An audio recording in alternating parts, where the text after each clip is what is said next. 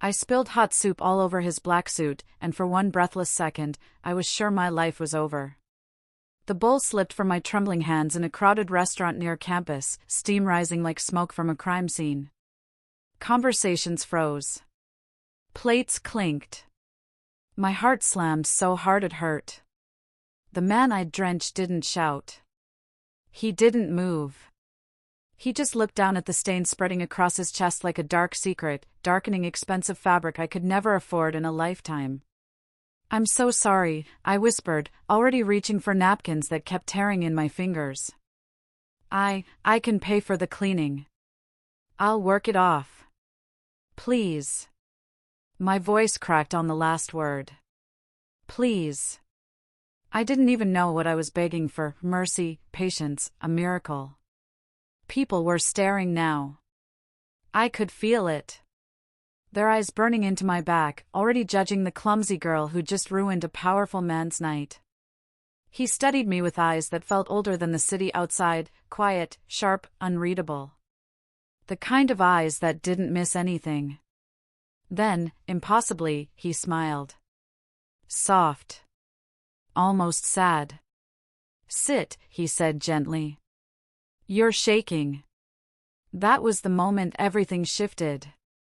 I didn't sit right away. My knees felt like they might buckle, but fear kept me upright. Sit? I'd just destroyed his suit. Men had yelled at me for far less.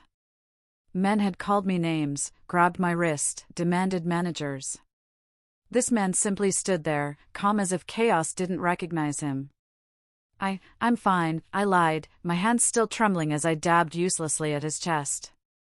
The napkins were soggy now, falling apart between my fingers. "I'll get my manager. Or I can bring you something else." "Please don't."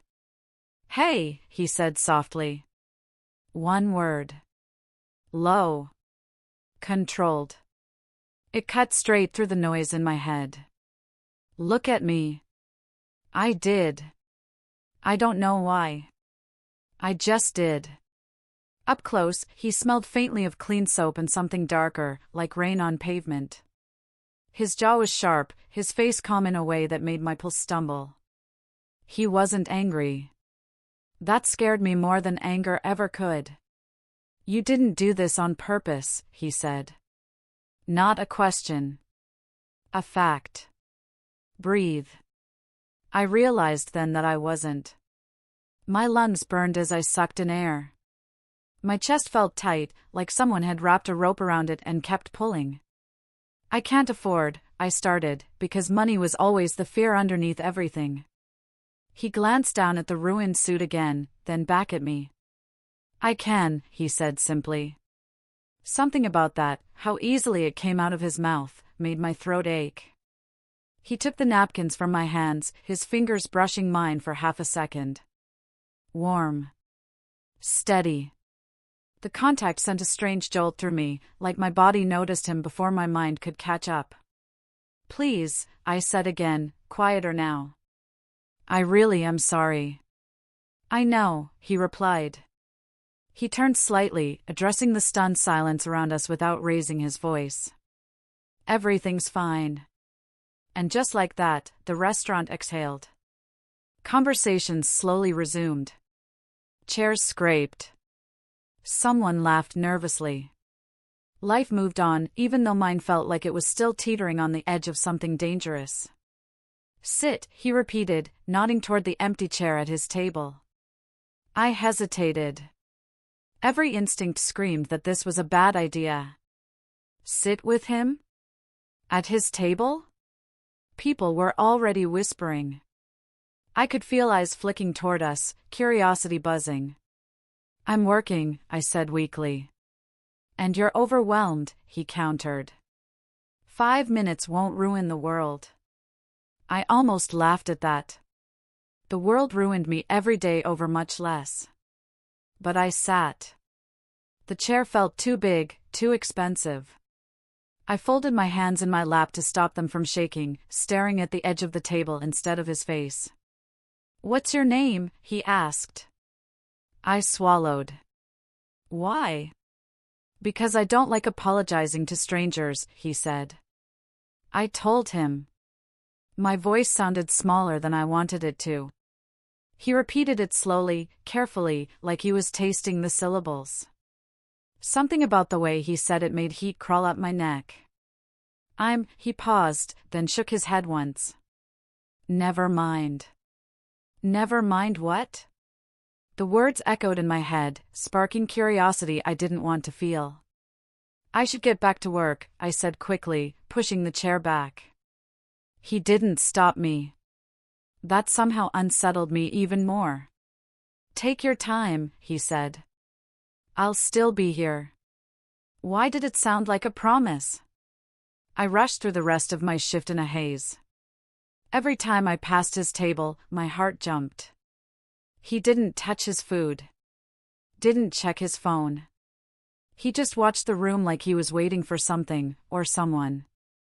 When my manager finally pulled me aside, I braced myself. The gentleman paid for his meal, she said slowly. And everyone else's. My stomach dropped. What? And he left this. She held out a thick stack of bills folded neatly together. For you. I stared at it, my chest tight. I can't take that. She raised an eyebrow. He insisted. My fingers brushed the money. It felt unreal. Like it didn't belong in my world. He said to tell you, she added, lowering her voice, that accidents don't define a person. Something hot stunned my eyes. I blinked fast, nodding. When I looked back at his table, it was empty. I thought that was the end of it. I was wrong. The rain started just as my shift ended, heavy and cold, soaking the sidewalk in seconds. I pulled my jacket tighter around me, mentally calculating whether I could afford a rideshare or if I'd have to walk home again. A black car idled at the curb. The window rolled down. Need a ride? The driver asked. He had kind eyes. Older. Gentle. The kind of face that reminded me of someone's uncle. Someone safe. I hesitated. It's pouring, he said, smiling. And he asked me to wait. My heart skipped. The back door opened. He was inside. Not looking at his phone. Not distracted. Just watching me, the city lights reflecting softly in his eyes. It's on my way, he said. If you're comfortable. Comfortable. The word felt strange in his mouth. Every alarm bell in my head rang at once. Don't get in the car. Don't trust him. Don't accept kindness that feels this heavy. But the rain soaked through my shoes, and exhaustion weighed down my bones. Okay, I whispered. The door closed behind me with a quiet thud that sounded far too final. The car smelled like leather and rain. Warm. Quiet. The city blurred past the windows, neon lights streaking like something unreal. The driver glanced at me in the mirror. Cold? I nodded before I could stop myself. He turned up the heat without another word. For a while, no one spoke. My heart gradually slowed, my shoulders loosening inch by inch. I hadn't realized how tense I was until I wasn't anymore. Long day? The driver asked gently. Always, I said. He chuckled. I remember those. The man beside me remained silent, but I could feel his presence like gravity. Every movement of the car seemed amplified. Every breath. School? The driver continued. Yes. What are you studying? I told him. He listened. Really listened. Asked questions. Encouraged me. It felt nice. Too nice. I glanced sideways, meeting the man's gaze. He was watching me again, something unreadable flickering behind his eyes. What? I asked quietly. He shook his head. Nothing. Why did that feel like a lie? When the car stopped in front of my building, I reached for the door, suddenly nervous. "Thank you," I said. "For the ride. And, for earlier." He nodded once. "Get inside safe." I paused. "Will I see you again?" The question slipped out before I could stop it. For a second, something dark crossed his face. Then it was gone. "Maybe," he said. The driver smiled at me. "Same time tomorrow?" I laughed softly, unsure if he was joking. I didn't know then that this was the beginning of a routine. That every evening, that same car would be waiting. That the driver's kindness would slowly become something I looked forward to all day. That the man in the back seat would remain quiet, watchful, impossible to ignore. I didn't know that every ride would pull me deeper. I didn't know how dangerous kindness could be. And I definitely didn't know what it would cost me to want him. Not yet. I was 22, living off instant noodles and borrowed hope, juggling night classes and a mountain of debts that pressed on my chest when I tried to sleep. Every evening felt like walking a tightrope over an empty city street, where one misstep could unravel me completely. I waited tables to keep the lights on, my hands perpetually raw from washing dishes, my uniform forever smelling faintly of oil and lemon soap. I learned how to disappear when men stared too long, how to fold myself into the background of a noisy restaurant, to laugh softly without drawing attention. I learned how to breathe shallow so panic wouldn't notice me, so it wouldn't erupt like an alarm bell that would shatter whatever calm I had left. I thought I knew fear. I thought I understood what it meant to live on the edge of exhaustion, teetering between surviving and just barely existing. And then he came in. He was the kind of man people moved around without realizing they were doing it. He carried himself with an ease that wasn't arrogance, it was command. Expensive watch catching the soft restaurant lights. Calm posture. Shoulders squared, chest open, eyes scanning without panic. A presence that hummed like a warning. People subconsciously parted for him, but no one dared stare. The kind of man who walked into a room and rewrote the space around him without asking permission. I didn't know his name then. I didn't know what he was. I didn't know the depth of danger wrapped in quiet civility, or the weight of authority he carried like a shadow that trailed him silently. I just knew that when I spilled hot soup all over his black suit, he didn't yell. He didn't curse. He didn't demand my life or dignity in that moment. He paused. Looked down at the stain that bloomed like ink on silk. And then, impossibly, he smiled. "Sit," he said gently, as if he were the calm center in the chaos that my hands had just created. "You're shaking." I did not sit immediately. My knees felt like jelly, my chest like a caged bird. I'll work it off," I stammered. "I can pay, please, I can pay for the cleaning." He raised a hand to stop me, not impatiently, not harshly, but with a quiet gravity that made the words die on my tongue. "You're shaking," he said again. "Sit. Just sit." I did. My body trembled as I folded into the chair opposite him. The restaurant buzzed around me, but I couldn't hear it. All I could feel was the heat of embarrassment flooding through my veins, and the strange, magnetic pull of his calm. Then, as if rehearsed but never forced, he took out his wallet. He paid for his ruined suit. Not just the meal. He tipped the entire restaurant. And finally, he called the driver. Told him to take me home. Because it was raining. I had never had anyone do anything like that for me. Ever. The car smelled of leather and rain, a heady combination that made me feel both protected and exposed at the same time. The city lights smeared across the windows in neon streaks, distorted reflections of cars and people I barely noticed. The driver was older, with kind eyes and an easy smile, the kind that put strangers at ease. He asked me if I was warm enough, adjusted the heat in silence, and spoke to me like I mattered. Like I wasn't invisible. Like I was something worth noticing. "What's your name?" he asked quietly, glancing at me in the rearview mirror. I froze. My name had become a hush thing I only said to friends who could keep secrets. But the tone in his voice didn't make me feel judged. It made me feel remembered before I had even spoken it aloud. "Emily," I whispered. He nodded once. Repeated it slowly, carefully. "Emily." The way he said my name made it feel like it was meant to exist in that moment, like it was a secret between us alone. Something sacred. That ride became a ritual. Every evening after my shift, the same car waited. The same driver asked the same questions. "Warm enough? Comfortable? How was your day?" And I answered, cautiously at first, then more freely.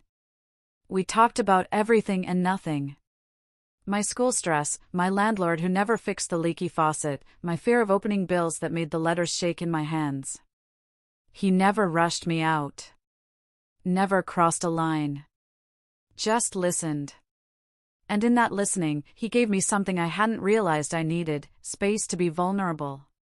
And sometimes, in the rearview mirror, I'd catch a glimpse of him. Silent, watching, impossible to read. The man in the back seat, always calm, always still, always present. Protective. Why was he always there? One night, I asked the driver casually, not really expecting an answer. "Why is he always in the car?" The driver didn't meet my eyes in the mirror. He hesitated. "He watches out," he said carefully. "That's all you need to know. Watches out." Those words clung to me like mist. They were simple. But something in the weight of them made my chest tighten. I couldn't breathe normally for a few heartbeats. Something about being watched without fear or threat, something protective, was almost intoxicating. And it wasn't just protection. It was attention. Focus. The kind of scrutiny that made your mistakes feel minor, your flaws almost beautiful in their honesty. And I hated how much I craved it. I started looking forward to those rides. My whole day became a countdown to when I'd feel that quiet calm again, the warmth of the car, the soft hum of the city, the presence of someone who seemed to see me and not judge. I started leaving my shift a few minutes early, imagining his car outside, imagining his quiet gaze. My friends noticed I was distracted, and I lied smoothly, just tired. And yet, every night, when the car pulled up, my chest would pound before I even saw him. "Hi," I said one evening, trying to sound casual. My voice shook anyway. "Hi," he said. And that one word carried the weight of 1,000 sentences. Sometimes we spoke.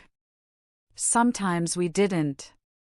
Silence between us was not awkward, it was intimate, a shared understanding that words weren't always necessary. I remember one evening, a few weeks in, rain smacking against the windows like impatient fingers. The city was blurred in watery neon streaks. My hand brushed against the door handle as I prepared to exit, and he spoke in that low, steady voice. "Where are you going?"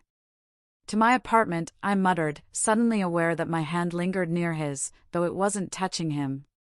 "Rain's heavy," he said softly. "I can wait.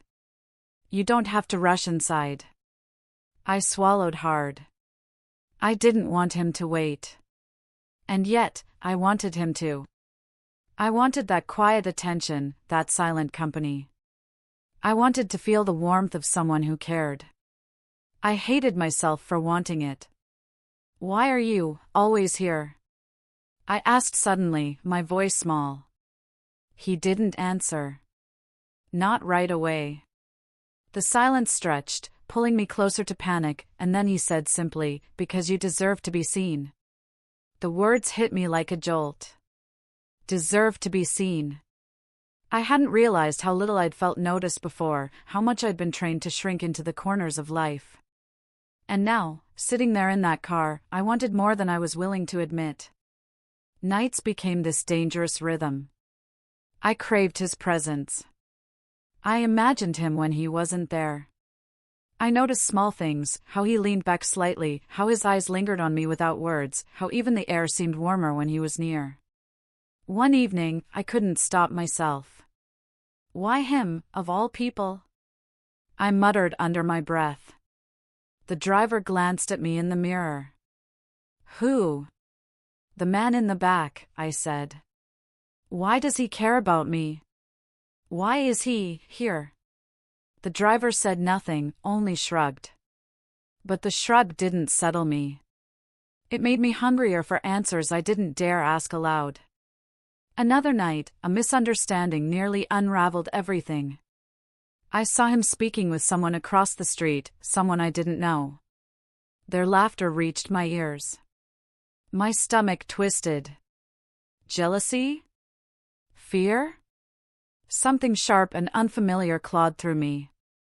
The man noticed me watching. His eyes locked with mine for the briefest moment. Not anger. Not explanation. Just acknowledgement. My pulse raced. I hated how much my body reacted to him.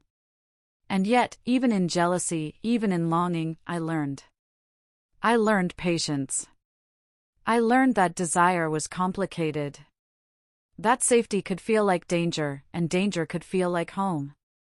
I didn't know his name, his story, his world. But I knew this: he had become my secret, my gravity, my unspoken obsession. I didn't know what I was getting into. I didn't know how dangerous kindness could be. I didn't know that my life, so small and precarious, was about to collide with his in ways I couldn't predict. And I didn't know how deeply I would fall. One night, curiosity finally burned through my fear. The rain tapped the car window like a heartbeat, relentless and insistent, each droplet echoing the rhythm of my thoughts.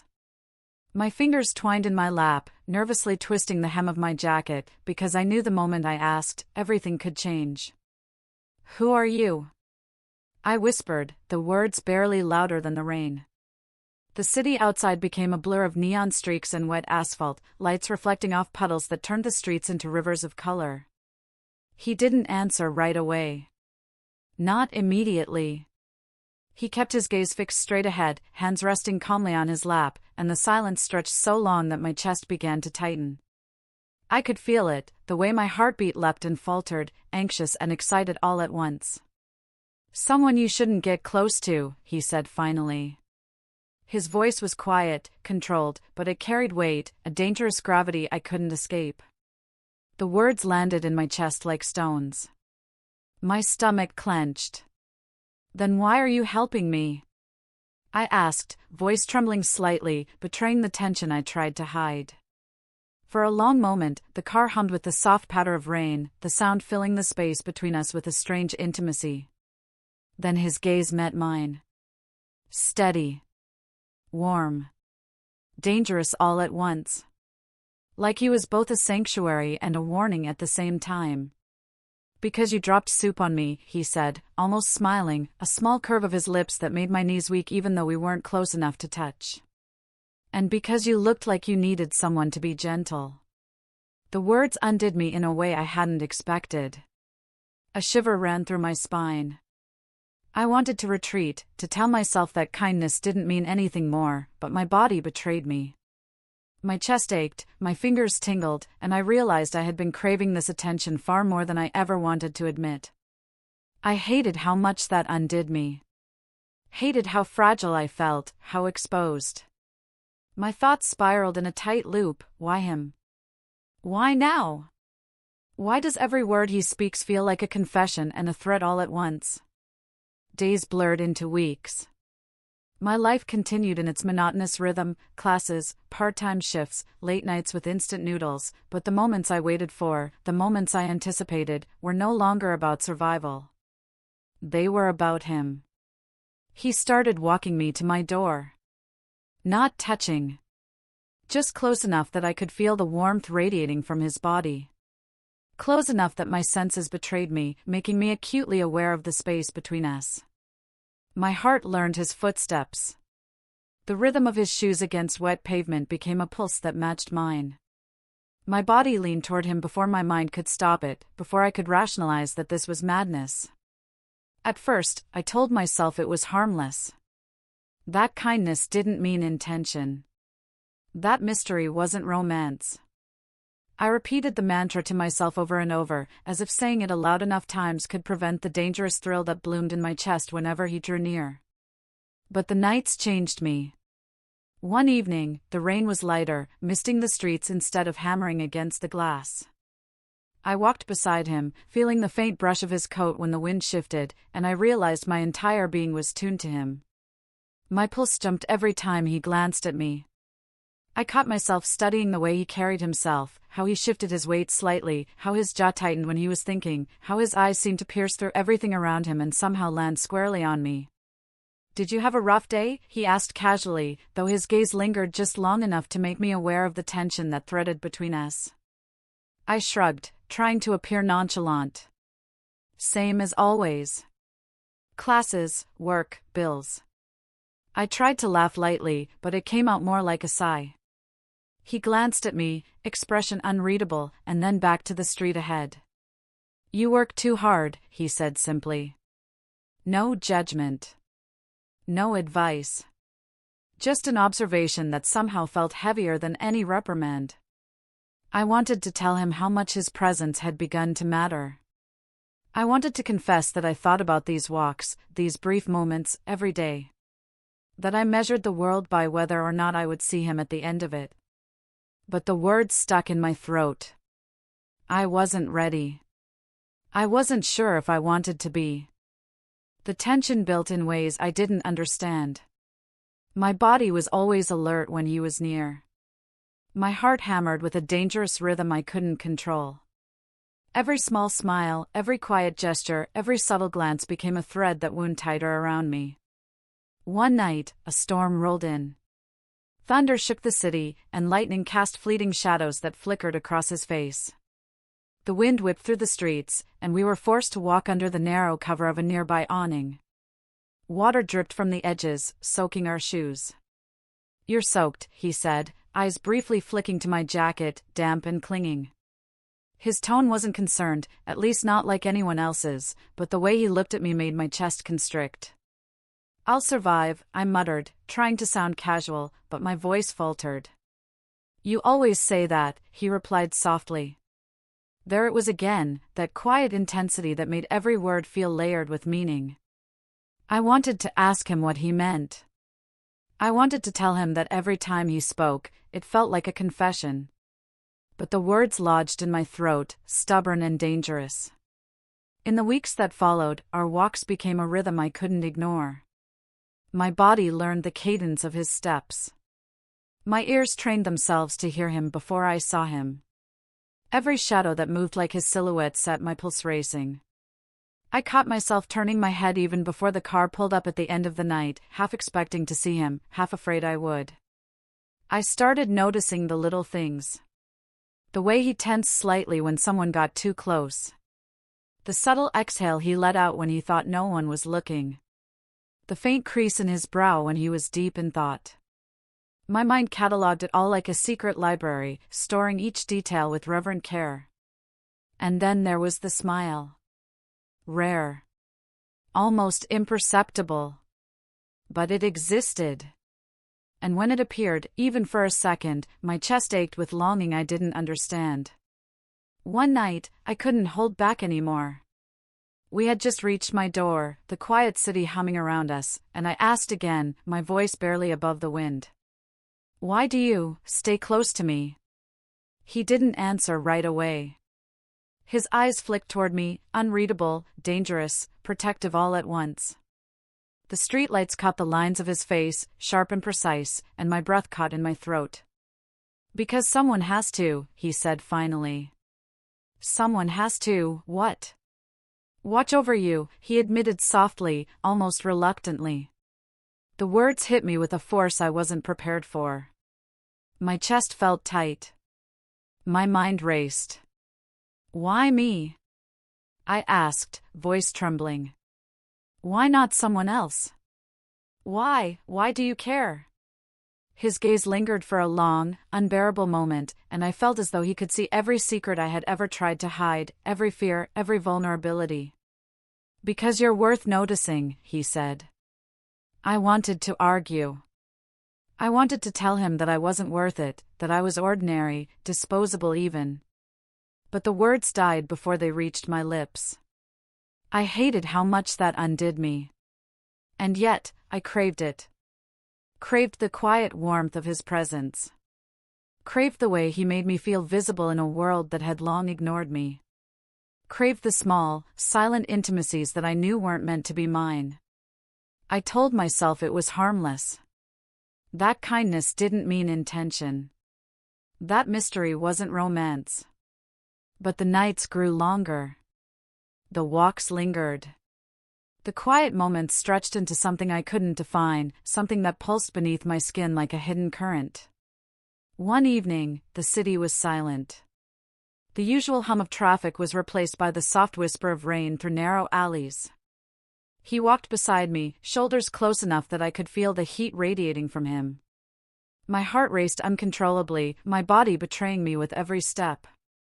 "You're tense," he said quietly, and I realized he had noticed without even looking at me. "I'm fine," I said, but my voice was weak. He didn't argue. He just adjusted his pace slightly, walking in perfect synchrony with me, the air between us charged with unspoken words. Every night became a lesson in restraint, a test of endurance. I was falling, and I couldn't stop myself. I tried to rationalize it, to remind myself that this was just kindness, just protection. But my body refused to listen. My mind betrayed me. My heart had already decided. And through it all, I kept asking myself, over and over, why him? Why now? Why can't I just walk away? Because every step beside him, every word he spoke, every quiet gesture, had begun to reshape me. I wasn't the same girl who spilled soup on a stranger in a restaurant. I was something new, something fragile and exposed and desperately alive.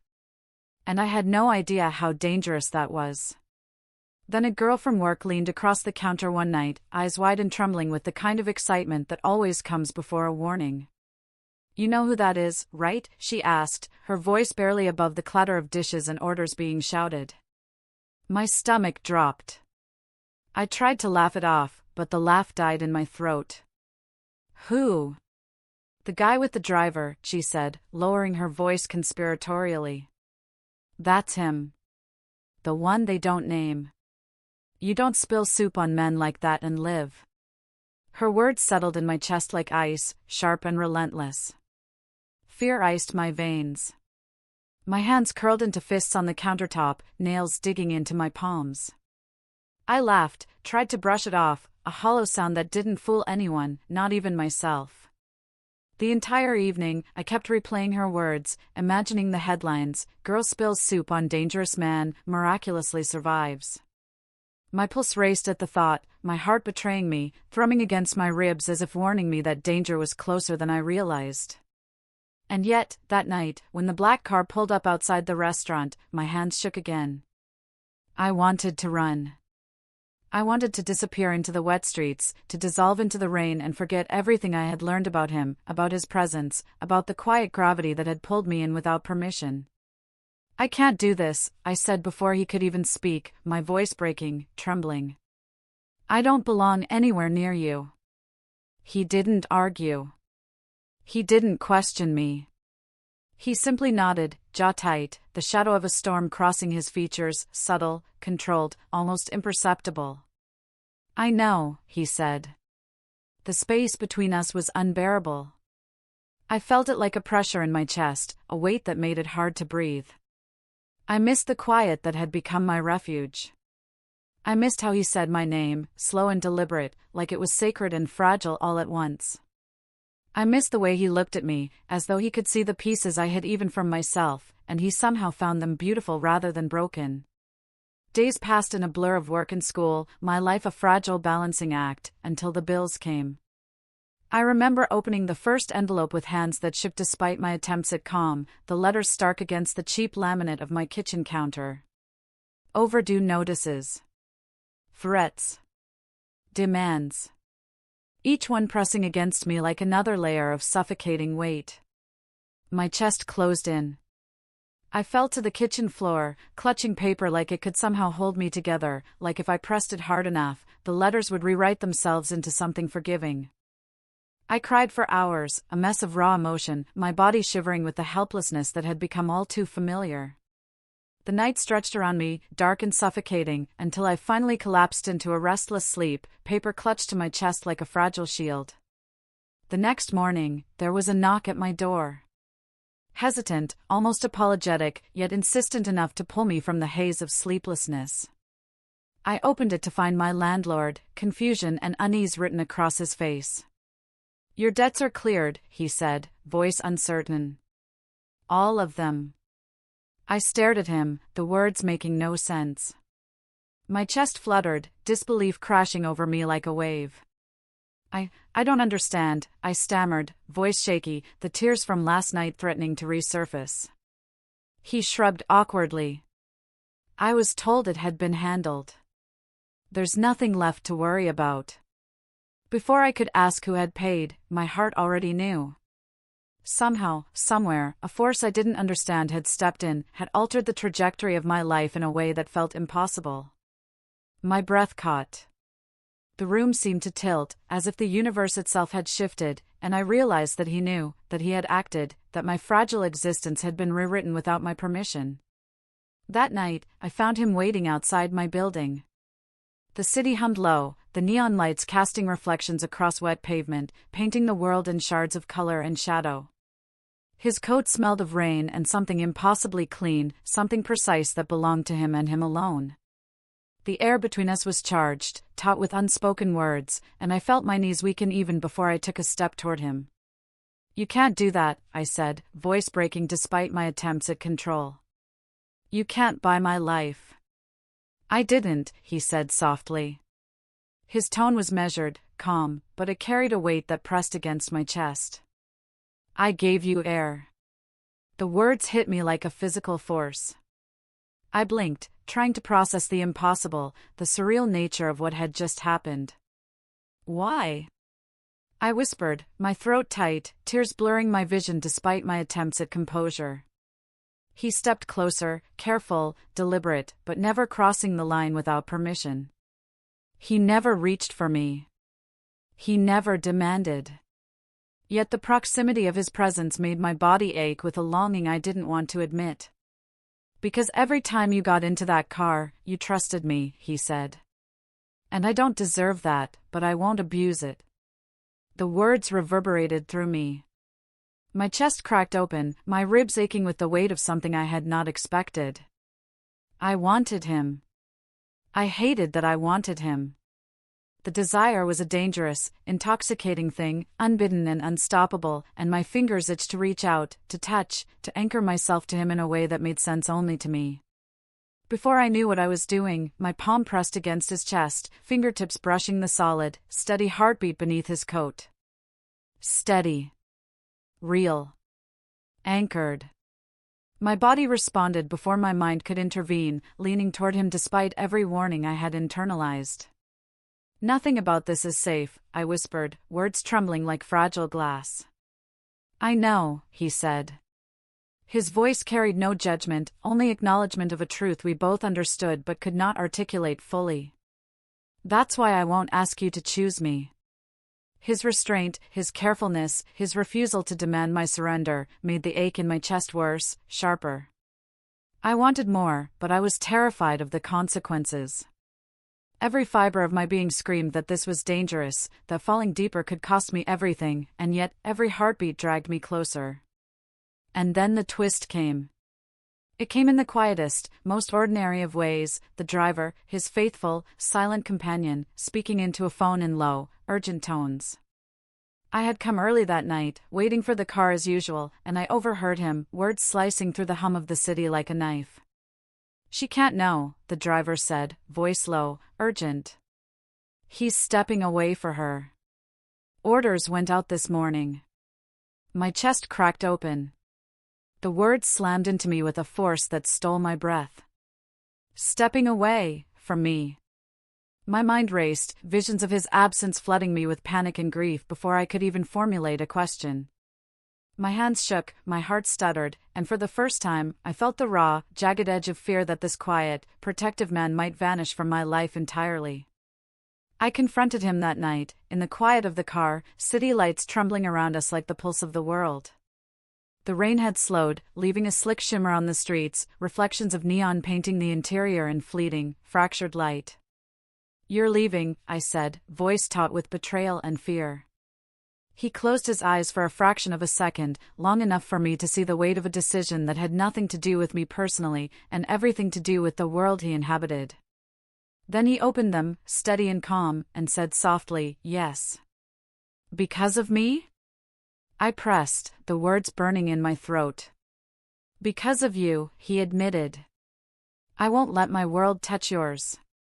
Anger flared through the heartbreak, a wildfire of fury and sorrow combined. "You don't get to decide what I can handle," I shouted, voice cracking, the tremor in my chest betraying my rage and fear simultaneously. His gaze softened, almost imperceptibly, and yet it carried the weight of a man who had seen too much, known too much, and understood the danger that even proximity could bring. "I do," he said quietly. "And I won't risk you for my choices." I wanted to argue further, to demand, to fight against the invisible boundaries he had erected, but every fiber of my being understood that some walls were impossible to scale without consequences I couldn't imagine. My body trembled, pressed against the uncertainty of what would come next, every beat of my heart echoing the ache of what I was losing even as I still clung to it. The space between us in the car was almost unbearable.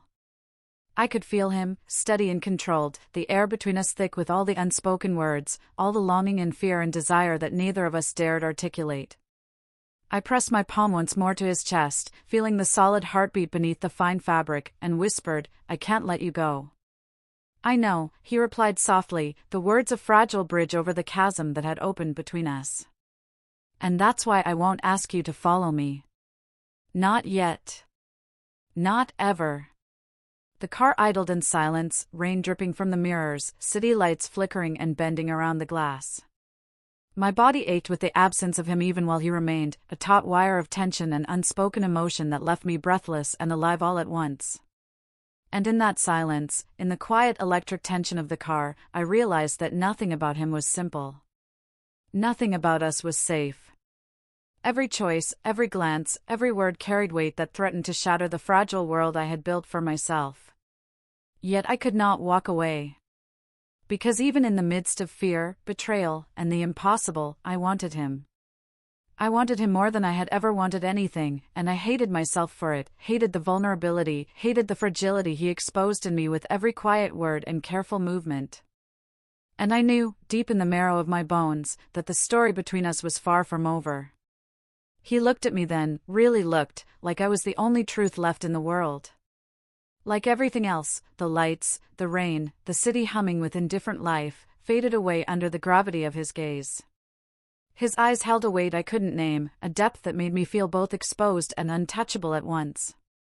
"If you stay close to me, people will get hurt," he said softly, each word deliberate, measured, but heavy with warning. "And I won't survive that."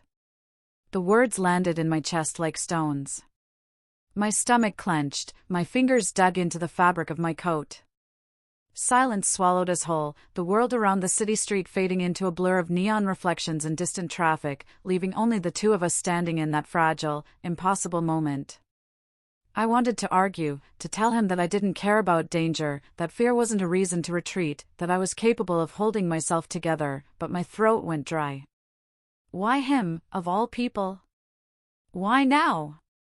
I asked myself over and over, a silent mantra that made the ache in my chest sharper. He wasn't supposed to exist in my ordinary, borrowed life. He belonged to a world I had only glimpsed through fragments, the quiet power he wielded without effort, the invisible lines he drew around himself, the danger he carried like a shadow that never left. Days passed without the car. Without the driver's kindness. Without him. The absence was a hollow ache in my chest, a persistent echo of something I couldn't name. I walked home under city lights, my heels clicking on the wet pavement, the air cool against my skin, and I forced myself to breathe without expectation. To breathe without waiting for someone else to pull me from my chaos. The city, once intimidating and alien, became a backdrop for resilience. My body learned its own rhythm again. My heart, though still heavy, learned how to beat steady without relying on him. I grew. Slowly, painfully, but inevitably. I paid my own way again, stacking coins and bills and pride to rebuild the precarious life I had let slip into dependence. I learned that love doesn't have to cage you, doesn't have to demand surrender to someone else's rules. That sometimes the truest form of love is the one you give yourself, the one you cultivate quietly in the spaces no one else notices. And yet, the nights were quieter than I wanted them to be. I missed the way the driver had been a silent guardian, the way his calm presence had filled the gaps between exhaustion and fear. I missed the rare moments I glimpsed the man in the back seat, the brief acknowledgement of something unspoken, a connection that was both terrifying and comforting. My life had regained structure, yes, but it lacked the electricity, the ache, the thrill of proximity to something beyond ordinary. Then, one night, the impossible happened. He was there. Not hidden behind tinted windows. Not masked by a driver. Not hovering at the periphery. Just him. Standing in the open, as if he had always belonged in the space, waiting for me to notice. The city's lights shimmered against the wet streets, reflecting off puddles like shards of a fractured mirror, and he looked at me with an intensity that made my knees go weak. The rain had softened to a gentle mist, threading through my hair and dampening my coat, but it was nothing compared to the storm that erupted in my chest at the sight of him. "I won't pull you into my world," he said, voice calm but firm, carrying that same quiet authority that had always left me unsteady. "But I won't walk away from you either. If you choose me, it has to be with open eyes." My heart pounded. A wild, uneven drumbeat that echoed in my ears louder than the city around us. Desire whispered in one corner of my mind while fear circled the other. I wanted him, and I wanted to run. I wanted the warmth of his presence and the safety of solitude. I wanted the thrill and the restraint, all at once, and the tension twisted through me like a live wire. I stepped closer, letting the space between us shrink just enough that the mist kissed my skin.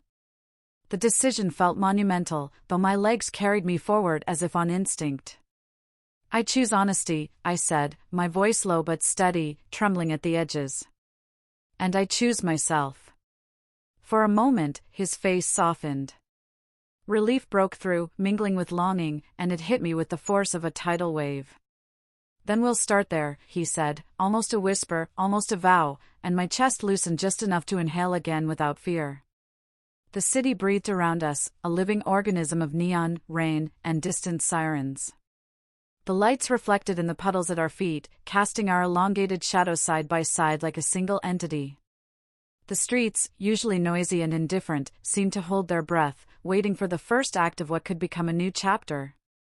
And for the first time, love didn't feel like danger. It didn't feel like a cage. It didn't demand surrender or blind trust. It felt like a decision. A choice I made with open eyes. A choice I made for myself. A choice that carried the weight of every heartbreak I had endured, every fear I had confronted, every step I had taken alone in the city at night. His hand hovered near mine, hesitant, careful, but he didn't press, didn't force, didn't assume. The restraint in that gesture was more intimate than any touch could have been. It was an acknowledgement that we both carried scars, both carried histories that demanded caution, both understood the fragility of trust. "You're different now," he said quietly, gaze sweeping over me like he could see not just the surface but the invisible architecture of my growth. "Stronger. Steadier." "I had to be," I replied, voice firmer than I felt. "I had to learn that I can stand on my own. That I can survive without waiting for rescue." He nodded slowly, absorbing the words, and I realized that even his silence carried lessons, truths that I had been too afraid to recognize before. In the absence of grand gestures, in the quiet observation of a man who understood danger better than anyone I had ever met, I had learned resilience. I had learned autonomy. I had learned that the most profound kind of love could coexist with freedom. The rain fell around us, gentle and persistent, threading through the city like silver needles stitching the night together. Each droplet seemed to underscore the moment, a punctuation in the dialogue of our lives. I could feel the pulse of the city beneath my feet, the heartbeat of neon and asphalt, and I realized with a quiet thrill that it was the perfect mirror to the pulse within me, steady, vibrant, and alive. "I don't know what comes next," I said, and the admission felt liberating rather than terrifying. "I don't know the rules. I don't know the risks." "You don't have to," he said softly. "You only have to know that this is yours. That we start here, together, with the truth laid bare." And in that moment, I understood the weight of honesty, of deliberate choice, of surrender not to fear or to someone else's world, but to the clarity of my own heart.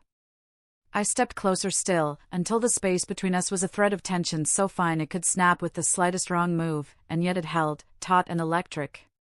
"Then we'll figure it out," I whispered, almost a vow, almost a promise, almost a challenge to the universe itself. He smiled, a slow, genuine curve of lips that carried relief, longing, and an unspoken acknowledgement of the journey we had taken to arrive at this intersection. The city continued to hum, indifferent yet somehow witness to the quiet revolution between us. And for the first time, standing there in the mist and neon glow, I didn't feel like I was risking everything. I felt like I had finally claimed something worth holding. The night wrapped around us like a soft cloak, the rain easing into a delicate drizzle. Our shadows intertwined on the wet pavement, and I felt a strange serenity settle over me, a quiet affirmation that danger could exist outside our bond and yet not define it. That love could be a choice, not a consequence. That I could step forward and embrace someone without losing myself. He reached for my hand, not pressing, not demanding, but allowing, offering a connection that was deliberate, tender, and electric all at once. My fingers found his, tentative at first, and then with a certainty that made my heart pound, fierce and proud. "Are you sure?" he asked quietly, as if the question itself carried the weight of everything we had endured separately, and the possibility of what we could build together. "I am," I said, voice steady now, though my chest still trembled with exhilaration and fear. "I choose honesty. I choose myself. I choose this." A slow nod. A small, private smile. And then, for the first time since I had spilled soup on him, since I had ridden in that car with fear and longing entwined, I felt a sense of clarity, of groundedness, of deliberate action. Love didn't have to be chaos. Love didn't have to consume me. Love could be a decision made with eyes wide open, with heart steady, with trust built on strength, not dependence. The city exhaled around us, a living entity of light and shadow and whispered possibility. The streets, slick with rain, reflected our presence like shards of clarity in a world that had always felt fractured. And I realized, as I stood there, fingers intertwined with his, that the future was uncertain, dangerous, thrilling, and ours to define. And for the first time, love didn't feel like danger. It felt like choice. It felt like life.